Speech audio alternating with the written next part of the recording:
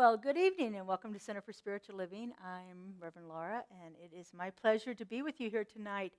This is our opportunity to explore that mind-body connection that we have going on with us and how we can use that connection to heal our bodies, to change our conditions, to have a better experience of life, and all of the things that go along with that. I want to say hi to everyone that's joining us online. If you guys want to wave at the camera there. We're so happy to have so many viewers join us online each week. We usually have 70 to 100 views on our YouTube channel for each of our services. So we're delighted that you take this time and opportunity, whether it's tonight or tomorrow morning if you're watching it, or 2 weeks down the line. We're so grateful to know that you're here with us. So thank you all for being here. So tonight my title is A Hidden Wholeness. It actually happens to be the title of one of my favorite books by Parker Palmer, but he talks about a whole different thing. For me, I want to talk about that hidden wholeness that is coded within our cells, that's already there, that was put there in the very beginning when we first became an organism, when we were that first spark of life that hit those cells that started creating this organism that we are.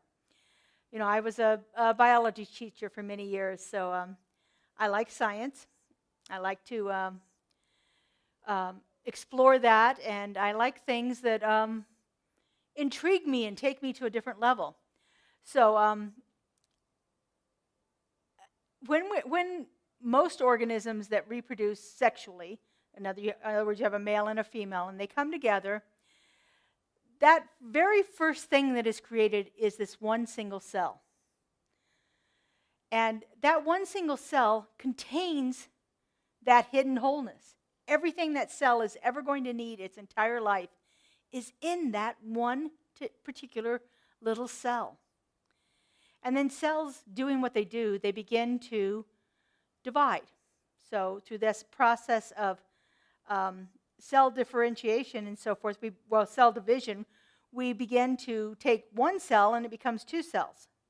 And then two cells become four cells, and 4, 8, and so forth. And for a while, each one of those cells is identical to the original one.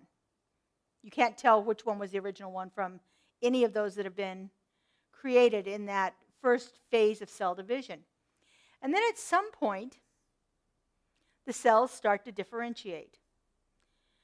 For human beings, we get heart cells formed. Those are one of the first forms. Nerve cells, brain cells, skin cells. Then eventually we start to get our skeletal system forming. And all of that is already in that one original cell.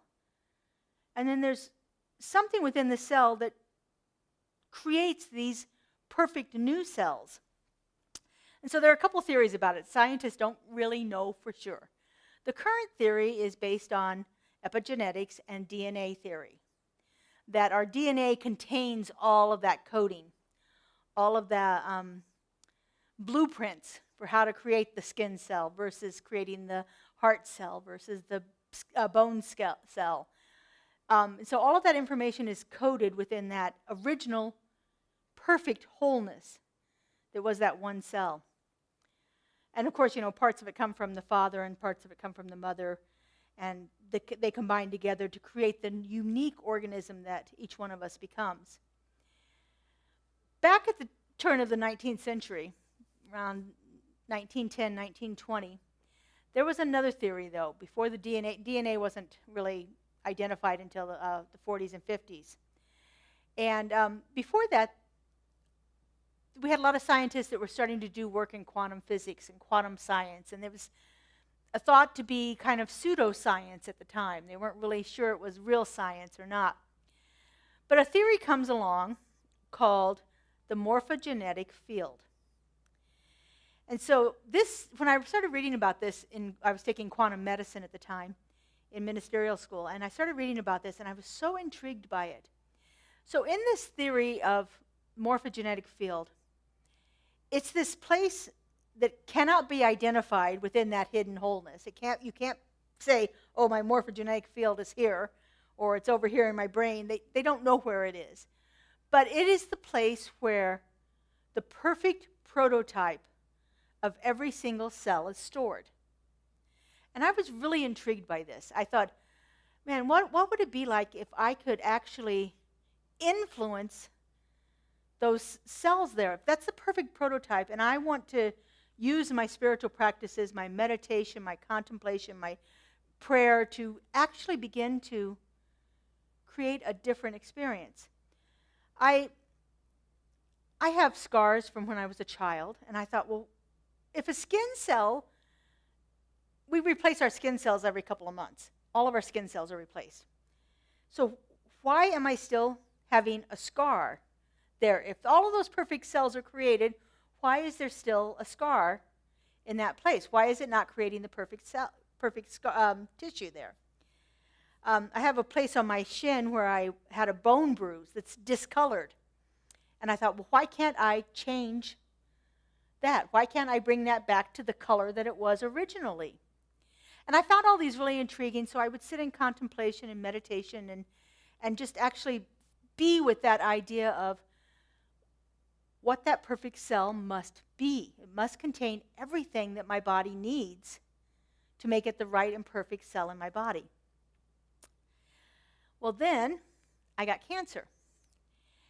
And so then it really became amplified. It was like, okay, I know just from my own intuition, my own feeling about it, the research I've done, the reading that I've done, that cancer is greatly increased by holding things in, by not letting things out, and things get corrupted within us when we do that. And so that was my idea of what cancer was, and I started thinking about the things that I had held back, and not talked about, the things that might be contributing to this experience that I was having.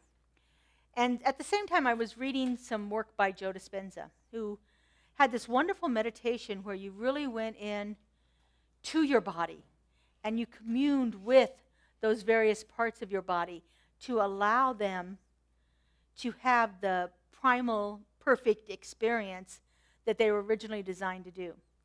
And so I began meditating and contemplation many times a day on creating the perfect cells to replace all of the cancer cells in my body and so forth, anything that was not working the way it should have been working, to replace those cells and get those perfect prototypes back functioning the way they're supposed to function. Because again, everything that we need is contained within each cell in our body. So let's tap into it. Let's see what we can do. Let's see what we can bring into it. When I had my cancer experience, it was uterine cancer, so they did surgery and took care of all of that. And then they did biopsies on every lymph node in my abdomen, 29 different lymph nodes, to make sure that there was no spread of the cancer, and there wasn't. But for me, I thought, I want to maintain that. So that's where I concentrated my efforts. I concentrated all of my thought for my meditation in my abdominal cavity, just letting my mind work through that to make sure that this didn't reoccur. I'm now 10 years free, no problem, totally been released by doctors. And for me, it's been a very powerful practice. I still have a dark spot on my leg that doesn't want to go away. I haven't got that done. I still have some scars that I haven't been able to create those perfect cells again. I'm not really sure what the hang-up is, if it's actually just something that's not going to be possible, or if I have some hidden belief about it, that it's making it so that it's not possible for me. But my experience of doing this meditation where I am communing with those cells in that morphogenetic field has been very powerful. Now, like I said, this theory of morphogenetics is not something that many scientists buy into nowadays, but I was so intrigued by the idea that it became a place in consciousness for me to do this work. And so I thought I'd share that with you tonight, share that kind of experience. So we're going to go into meditation. Those of you that are joining us online, I invite you to get comfortable in your seats. Maybe check your environment to see if there's any distractions. You might want to eliminate that. Of course, you can always do that and replay us later, as you guys can when you go home. And so I invite you to just get comfortable in your seat. I like to be sitting up straight. I find if my head tilts down too much, I don't get a good airflow. But I don't want to be stiff. So I just have my feet on the floor. My hands are laying loosely on my lap. And I just begin by checking in with my body. And so, Joe, if you want to cue up some lovely music, whenever you're ready, we will begin here. And so let's just become aware of our breath first. Don't try to change it, just notice it. Notice how it feels as it moves into your body, does what it does in there, and then you exhale it out. Notice the movement of your abdomen with each inhalation and exhalation.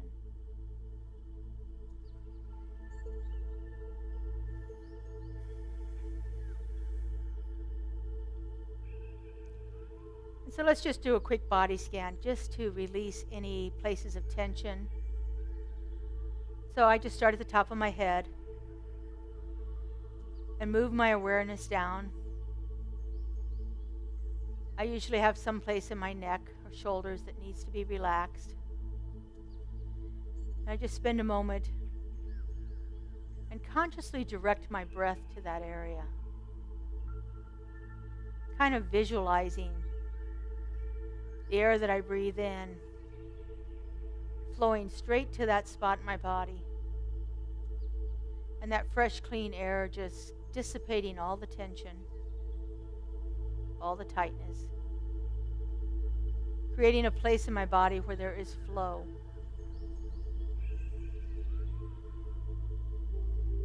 And just let your awareness move down your back, checking on your spine. I often find that around my ribs in my back, I hold a little tension there too, and I just breathe into it, sometimes even expanding my rib cage as much as I possibly can, just to release that.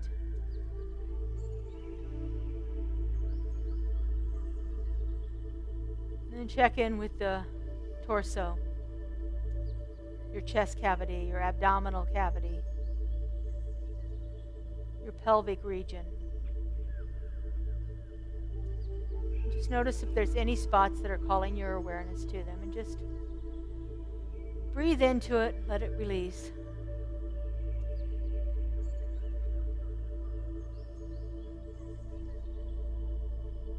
And notice how your body is touching the chair or whatever furniture you happen to be sitting on if you're at home. Know that you are fully supported by this piece of furniture.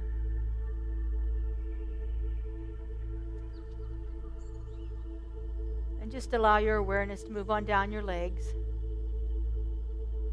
past your knees, down to your calves and into your ankles. And finally, notice your feet, how your feet feel. If you have on shoes, if they feel the pressure of the shoes.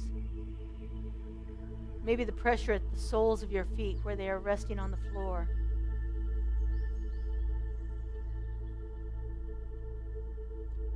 Just recognize that that pressure means that you are totally grounded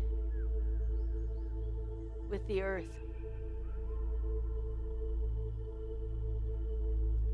That perfect force of gravity is keeping you centered, grounded and guarded, and perfectly safe.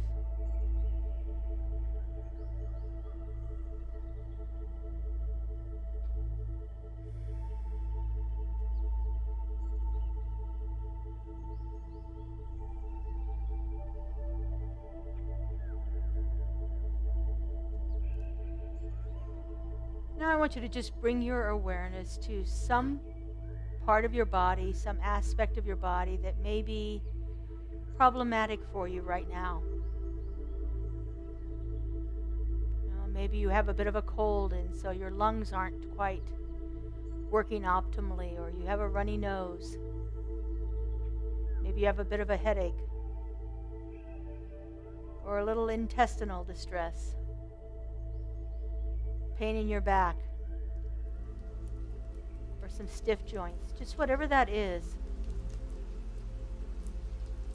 just bring your awareness to that and try to isolate it into one particular part, one particular aspect of your body.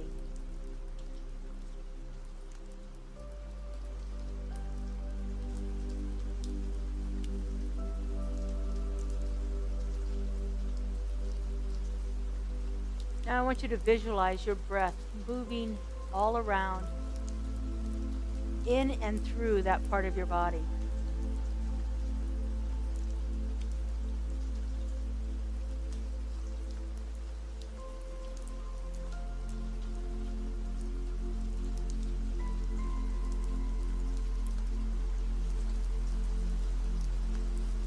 Bring your awareness to the muscle tissue that's in that area. If there's no muscle, maybe connective tissue. There are bones there. Bring it to the bones and the tendons and the ligaments that are holding everything together. Begin to visualize what that particular part of your body might look like and what it might contain.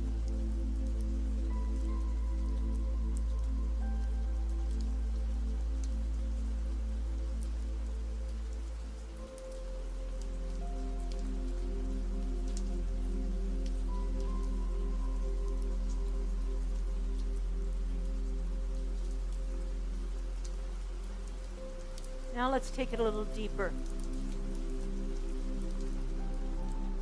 See if you can isolate a particular spot, maybe a cluster of cells. Perhaps they are blood cells or tendons or skin cells, muscle cells. Maybe it's those nerve cells.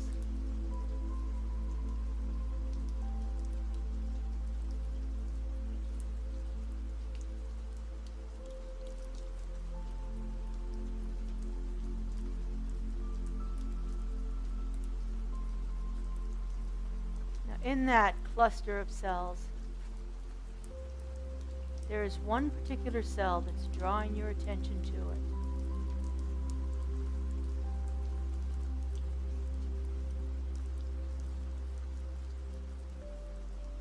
Begin to narrow your focus to that one individual cell.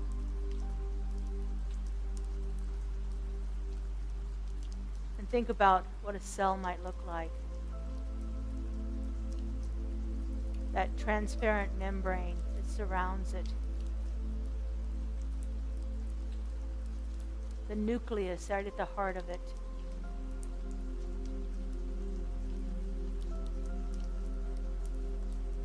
All the little tiny organelles that are swimming about in the fluid that's inside of that membrane.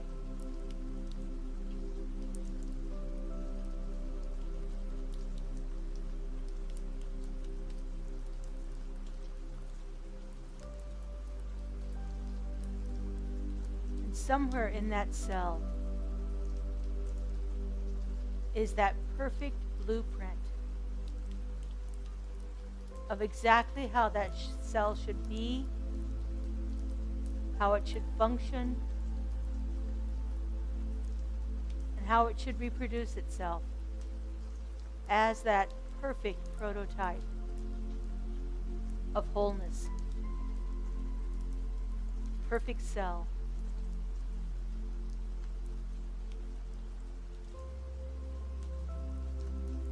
Begin to feel into that, to feel it operating perfectly in your experience, in your body.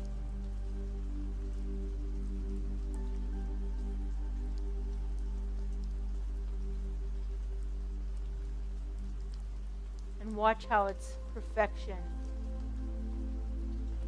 makes it that perfect prototype of the next cell that's going to form from it.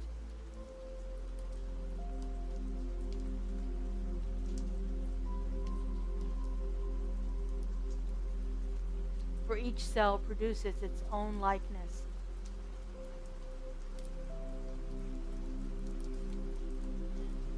And so whole cells, perfect cells, those spiritual prototypes of health and vitality, are being reproduced inside of this one tiny structure within your body.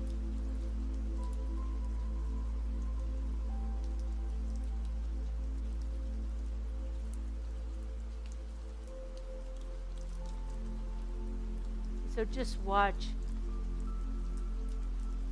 as that cell duplicates itself.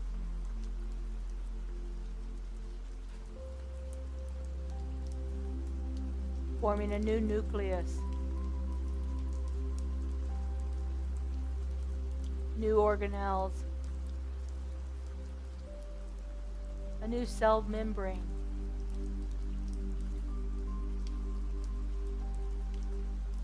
All completely perfect.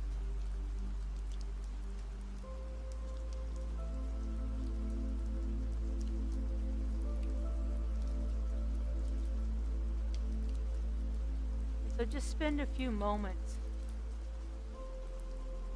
with your cells as they reproduce. They do it very quickly.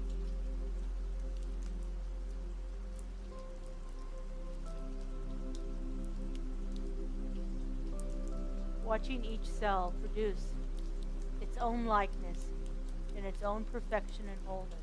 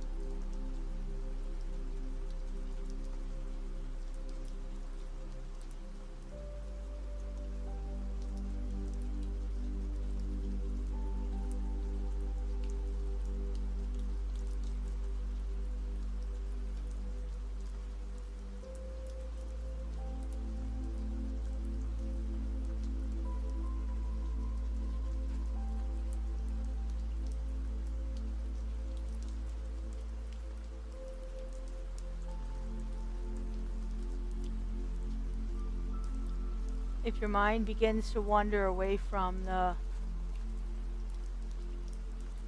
perfect cells, from what's going on right now, just bring your attention back to that cell and focus back on it.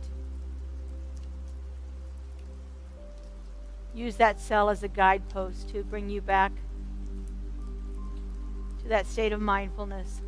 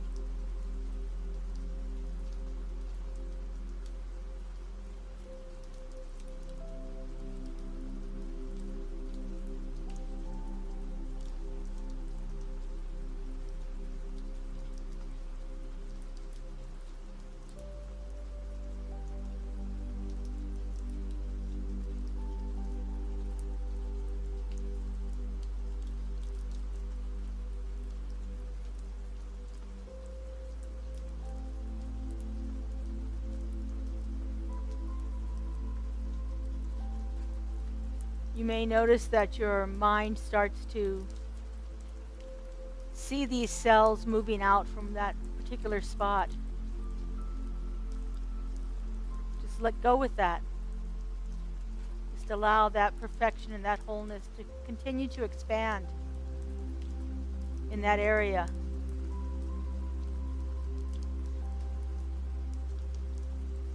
Just know that this is a continuous process throughout our entire bodies.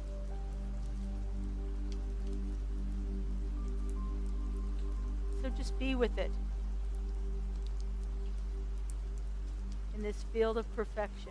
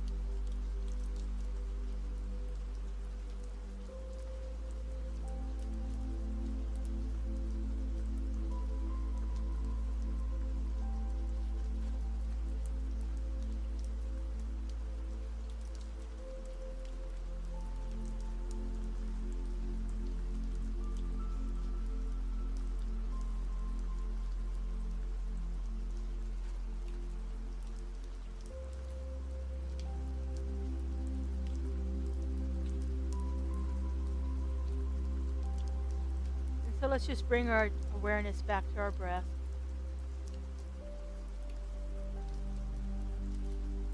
Maybe take in a couple of deeper breaths. Release it all.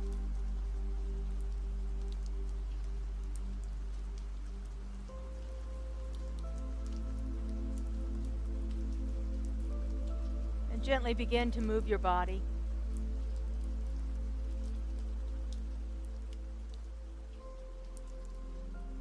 Wiggle your toes or your fingers.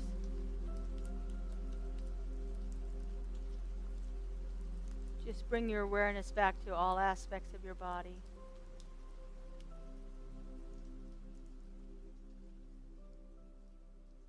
And begin to notice the environment around you. Perhaps first the chair or the floor. And the coolness of the room. Notice the light as it increases. And the sounds and the movement of the people around us.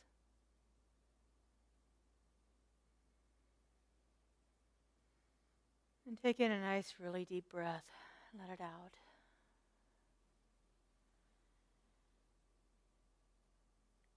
When you feel complete, go ahead and open your eyes.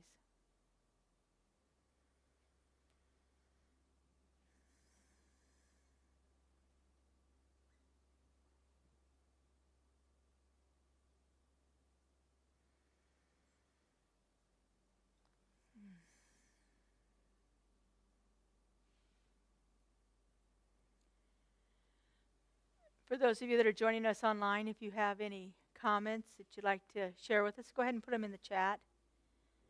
Joel will be monitoring that for us, or Kelly will. Let us know if there's anything there. How about you here in the audience live with us? How was that for you? It was great. Exactly what I needed, I'll tell you. Yeah, that was good. Thank you. I like that you brought in the original blueprint, because that's a lot of how my treatment and my meditations are about the original blueprint. And I got that from Bruce Lipton, so. Right. And epigenetics and Bruce. Yeah, epigenetics. Yeah, that idea that there's this perfect, Ernest Holmes talks about the spiritual prototype all the time. And he would talk about it in things like, things that we wanted to manifest in our life. But that spiritual prototype is also in every single cell of our bodies. I know at one time scientists were calling it the God cell. God cell, there you go. I was just reading today, I always like to read up a little bit before I do these, just about things, and it was saying, I thought, I was looking at how quickly cells die in our bodies. And I came across a thing about muscle cells, and you know that when you're exercising, you tear muscle to build it, right? But what is released in that tearing of the muscle are actually muscle stem cells. And so that's what makes the muscles grow, which I thought was really fascinating. That we have this part that we've purposely damaged to enhance the conditioning of our muscles. But what's happening when that happens is the perfect prototype of the cell is being released into our system to allow that to manifest into the perfect muscle cells that we need. It was quite fascinating. Stomach cells die within a day or so. Skin cells, small intestines, pretty quickly. Stomach with that acid in there, they're the shortest lived cells. Skin cells are a couple months. Bone cells take 7 to 10 years before your bones are completely replaced, all the cells. But every 10 years, we've got a brand new body. So why not make it the perfect one? I think if we can really begin to understand this and use it, then I think a lot of our aging issues might be decreased, if nothing else. What was the name of the term you used for that came before the DNA? Morphogenetic. Morphogenetic. M-O-R-P-H-O. Morphogenetic. Yeah, like I said, it was originated around 1910. Pretty much abandoned by the 30s, the idea of it. They just couldn't, it was too out there for the mainstream scientists at the time. And then, of course, in the 40s and so forth with, I can't even think of their names now, the two English. Watson and yes. With the discovery of the double helix and so forth, and that the coding's there. But I think it's the same kind of concept. They're just calling it different things.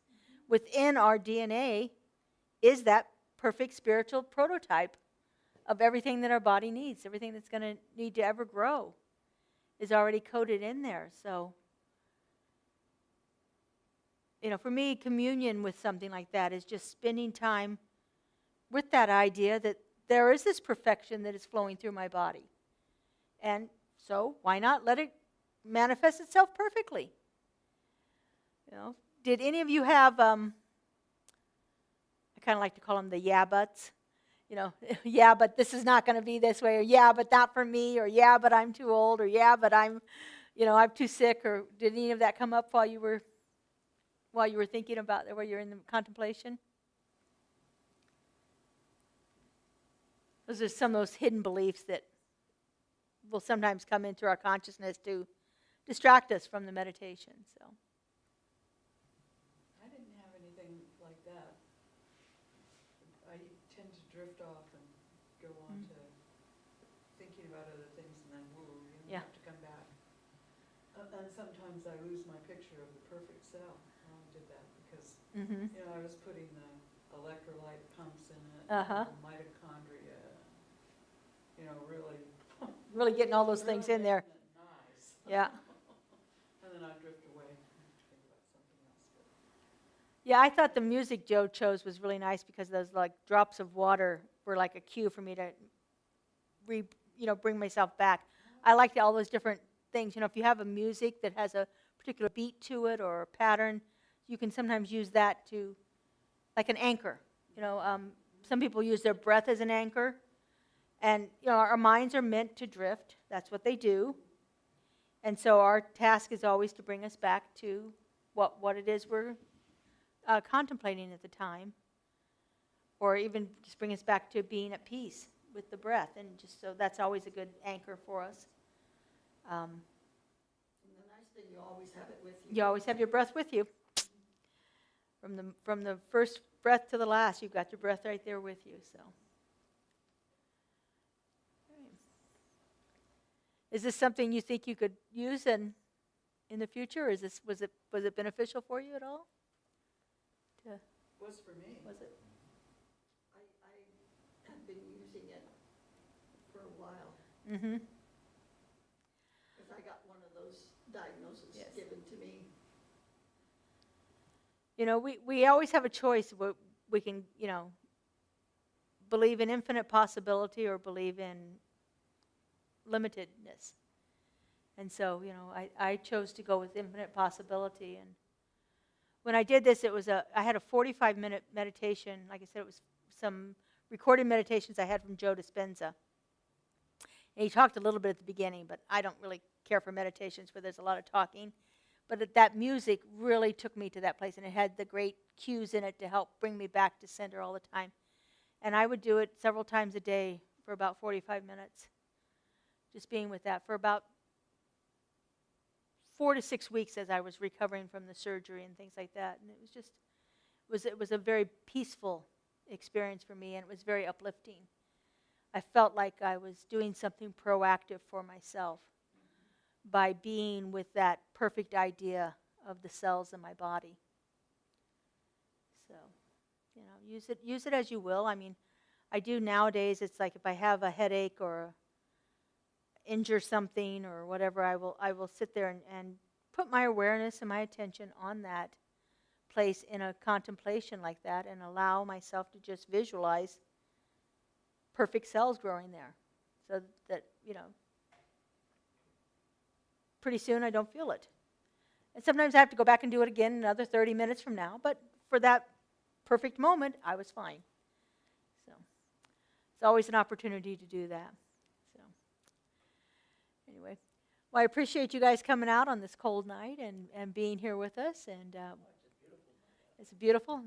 We do have our labyrinth available if you'd like to walk it here. We also have some hot coffee and some cookies out there for fellowship. Those of you that are joining us online, we appreciate you being here again. If you like what you've seen tonight and you wish to see it continue, we would encourage you to support us with your donations. There are links underneath of the video there for our website, for Zelle, for Text to Give, and so forth. So we appreciate all of your generosity here. And for those of you that are joining us, if you are so moved to do so, we have a blue box in the back there, but it's absolutely not necessary. We are thrilled to be here to offer this service for you and to share our beautiful center with you. So thank you all for being here.